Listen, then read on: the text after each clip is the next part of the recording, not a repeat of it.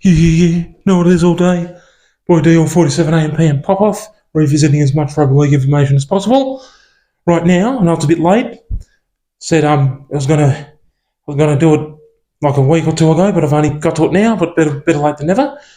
Right now, we've got the second part of the 1964 wooden spoon in Australian Rugby League, and part 2 and part 3, I should say, actually. And Canterbury got the spoon in 1964, but one of their players, Les Johns, had a stellar season despite the fact they finished last. So that's why we needed to go through his stats as well. I said that a couple of weeks ago, finally got to it now, better late than never. And as per always, watching this video all the way through to the end so you're not missing any crucial rugby league pop-off information. So, I said already, in 1964 when Canterbury got the wooden spoon, they'd managed just 1 win, 1 draw and 16 losses from the 18 games in 1964.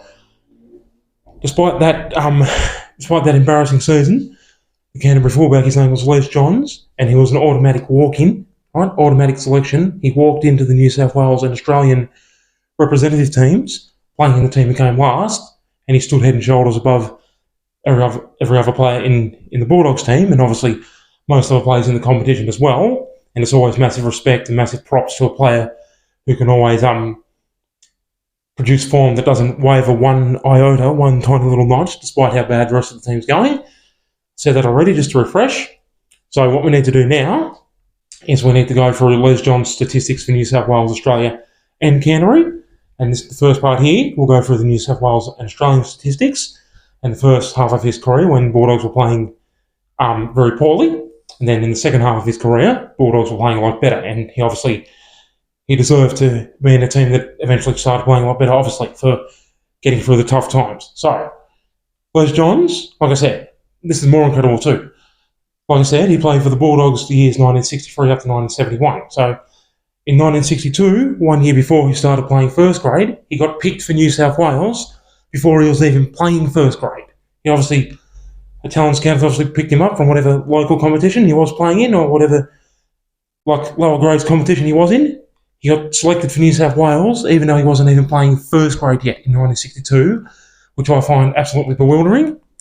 Extremely rare achievement, obviously.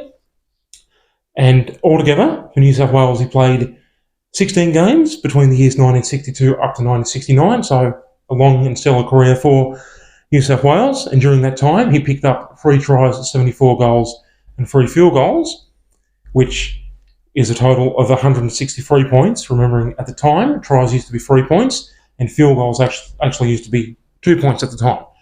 Not just 40-metre field goals like today, all field goals used to be 2 points at that point in time. Pretty sure, comment down below if I'm incorrect, but I'm pretty sure field goals dropped to 1 point in 1971 onwards, I'm pretty sure. But at this point in time, 1960s field goals still 2 points. And then for Australia, he played nearly as long, 14 games, and he played the years 1963 up to 1969 for Australia, so walking into both the New South Wales and Australian teams, even when Canterbury were playing terrible early in his career, and even when they were playing a lot better in the second half of his career.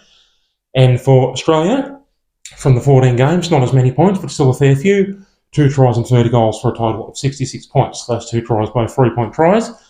So that now, all we need to do is go through his years playing for Canterbury, 1963 up to 1966, where those 4 years they finished way down the bottom. 1964, like I said, they finished dead last, but the other 3 years they finished like second or third last, not much better. But in 1963, he managed 3 tries and 39 goals, I do believe, for Canterbury. 3 tries and 39 goals, a total of 87 points in 1963. In 1964, he got 2 tries and 34 goals for 74 points, which I said in the 1964 Wooden Spoon video already. Scroll through this Wooden Spoon playlist to find that one if you want to watch that. In 1965, with Canterbury still struggling, he didn't get any tries, but he got 41 goals, a total of 82 points. And in 1966, he got 3 tries, 20 goals and 1 field goal for a total of 51 points in 1966, playing for the struggling team. And that 51 points in 1966, just to explain, so we're all familiar, just to go over it again, the 3 tries were 3 points each, so that's 9 points. The 20 goals is obviously 40 points, so that's 49. And that 1 2-point field goal makes it 51 points for Canterbury in 1966. So finally got around to this. I'm sorry it took a while. Sorry I haven't been as frequent and consistent as usual on this platform, because I do love what I'm doing.